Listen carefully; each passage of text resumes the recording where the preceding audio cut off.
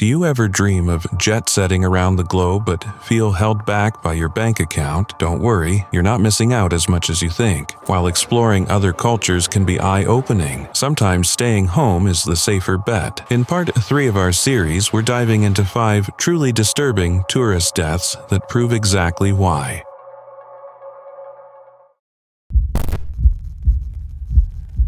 Eva Louu, a bright 21-year-old from Naperville, Illinois, had just wrapped up an intense academic journey. She'd earned both her bachelor's and master's degrees in computer science from the University of Illinois at Urbana-Champaign, and she was on the cusp of beginning a promising new chapter, her dream job as a software engineer at Microsoft. But before diving into the working world, Eva wanted one last carefree adventure, a chance to breathe, to explore, to celebrate. On June 14, 2023, she set out on a trip to Germany with her close friend and fellow classmate, Kelsey Chang. One of the highlights, a hike to the breathtaking Neuschwanstein Castle in Bavaria, a fairy tale fortress nestled in the Alps and one of Germany's most iconic landmarks. That day, under a clear blue sky, the two friends made their way toward the Marienbrücke Bridge, a narrow footbridge suspended 300 feet above a gorge. From there, visitors can take in panoramic views of the majestic castle and the surrounding mountains. It was supposed to be a day filled with awe and joy, but it turned into something unimaginably dark. While hiking, the two women met another traveler, 30-year-old Troy Philip Bowling, an American who struck up friendly conversation. He seemed harmless enough, knowledgeable about the area, and even suggested they follow a less-traveled path for an even better view, a hidden spot that promised picture-perfect selfies. Trusting his suggestion, Eva and Kelsey agreed. But as they ventured farther from the main trail, things began to feel off. The path grew more secluded, and the air heavier with unease. And then, everything changed. Without warning, Bowling turned violent. He shoved Eva to the ground and tried to undress her, his intention clear and horrifying. Kelsey, seeing her friend in danger, immediately jumped in to help. In the chaos that followed, Bowling overpowered her, choking her until she lost consciousness, then pushing her down a steep 50-meter slope. Kelsey survived the fall, sustaining serious injuries, but she was alive. Bowling then returned to Eva. He strangled her until she passed out, sexually assaulted her, and coldly pushed her over the edge. Her body, already battered from the attack, could not survive the fall. The vibrant young woman, full of promise and excitement for the future, was gone. Rescue teams arrived on the scene and found Kelsey injured but responsive. Eva, in critical condition, was airlifted to a hospital. But tragically, she died overnight from her injuries. What should have been a joyful memory became a nightmare etched in horror. Bowling tried to flee but was arrested shortly after. His trial revealed even more disturbing details. Investigators found child sexual abuse material on his devices, and the court confirmed that neither Eva nor Kelsey had known him before that fateful encounter. Bowling pled guilty to murder and sexual assault. His lawyer claimed the attack was spontaneous and that Bowling was ashamed of his actions, but the charges, including murder, attempted murder, and possession of child abuse imagery, left little room for leniency. In Germany, a murder conviction can mean life in prison, and few would argue he deserves anything less. This tragic story is a chilling reminder. Even the most picturesque destinations can hide unthinkable dangers.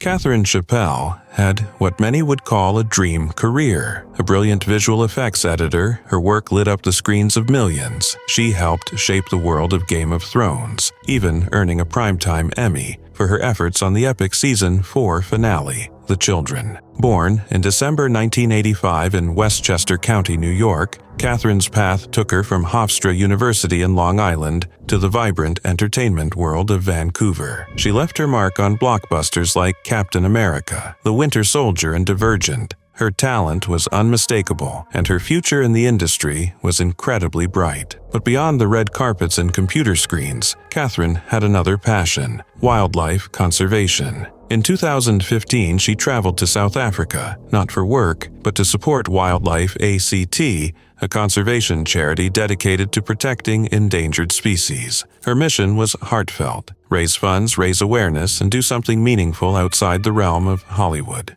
On June 1, 2015, Catherine found herself in Johannesburg's famous Lion Park, a popular destination where visitors could get up close with Africa's most majestic predators. She was accompanied by a guide from Calabash Tours, and the day was shaping up to be unforgettable for all the right reasons. The sun was out, the landscape was stunning, and the lions were in view. But in one fatal moment, the day took a horrifying turn. As their vehicle approached a group of lions, Catherine did what many tourists would be tempted to do. She opened her window to snap a photo. It seemed harmless, a quick shot of the wild. But that small decision unleashed a tragedy. Without warning, a lioness lunged through the open window. The attack was swift, brutal, and shocking. Her guide, Pierre Potgieter, fought back with everything he had, throwing punches at the lioness in a desperate attempt to save Catherine. Witnesses say the lion retreated after the initial strike, blood dripping from her mouth and paws. But the horror wasn't over. The lioness returned, launching a second, even more devastating assault. Catherine was torn apart. Her face and chest were brutally mauled. The scene was beyond anything anyone could have imagined. Pierre's heroic efforts came at a cost. He suffered a heart attack from the stress and trauma and was hospitalized shortly after. An eyewitness, Ben Genter, who was in the car behind them, captured a photo of the lioness just before the attack, never realizing the nightmare about to unfold. The aftermath sent shockwaves through the public. How could something like this happen, especially with a guide present? Lion Park officials insisted that all visitors were repeatedly warned to keep their windows closed at all times. It was a strict rule designed for everyone's safety. But in that fleeting moment, one open window changed everything. Catherine's family and boyfriend were devastated. At her memorial, her sister Jennifer described her as fearless, someone who embraced life without hesitation. Her boyfriend recalled warning her to be cautious, reminding her she was still a city girl in unfamiliar territory. Catherine Chappelle's tragic end serves as a gut-wrenching reminder. Even the most beautiful places on Earth can turn deadly in an instant. One moment of wonder, one misstep, and a life full of promise was gone forever. In 2017, Jay Austen and Lauren Giagan made a bold decision, one that most people only dream about. Both 29 years old and living in Washington, D.C., they left behind stable, respectable careers. Jay at the Department of Housing and Urban Development, and Lauren as a senior admissions officer at Georgetown University. Why? To chase a dream. To bike across the world, documenting the kindness of strangers and the beauty of humanity along the way. Their blog quickly became a hit with readers, full of vivid stories and stunning photos from their journey. They started in South Africa, pedaling through sweeping landscapes and vibrant communities. From there, they cycled across Morocco, absorbing the culture and navigating the rugged Casablanca mountains. It wasn't just about sightseeing. They wanted to live intentionally, to prove that the world is more kind than cruel. And for a while, it was. Time and time again, they were met with warmth, hospitality, and selfless acts from complete strangers. In their writing, they reflected on the goodness of people and how fear too often distorts our view of the world. One blog post stood out, an optimistic Q&A where they answered questions about the dangers of global cycling. Relatively speaking, bike touring is really safe, they wrote. The biggest danger is cars, not people. That entry would later haunt their readers.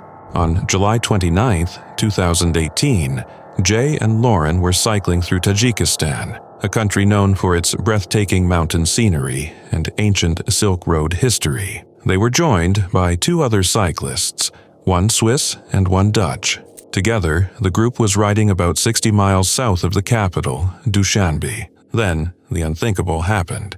A sedan sped toward them, suddenly veering off the road and slamming into the group. The impact was catastrophic, but the horror didn't stop there. The car's occupants, 5 men, got out, armed with knives, and brutally attacked the injured cyclists. It was a calculated ambush. Jay and Lauren were killed in the attack, as were their fellow cyclists. The suspects fled the scene in their blood-soaked vehicle, heading toward the Afghanistan border. But their escape didn't go unnoticed. Villagers in the remote town of Tutbo spotted the damaged car and grew suspicious. When the men ditched the vehicle, locals alerted the authorities and even followed the attackers on foot to ensure they didn't vanish into the wilderness. Soon, law enforcement caught up. One assailant was killed after resisting arrest. The next day, 3 more were found and shot during a confrontation. The final suspect, Hussein Abdusamadov, was captured alive. He was later revealed to be the group's ringleader. What came next was even more chilling. A video surfaced, recorded before the attack, in which the men pledged allegiance to ISIS. Abdusamadov showed no remorse during interrogation. His trial, held behind closed doors, ended with the harshest penalty under Tajik law: life imprisonment.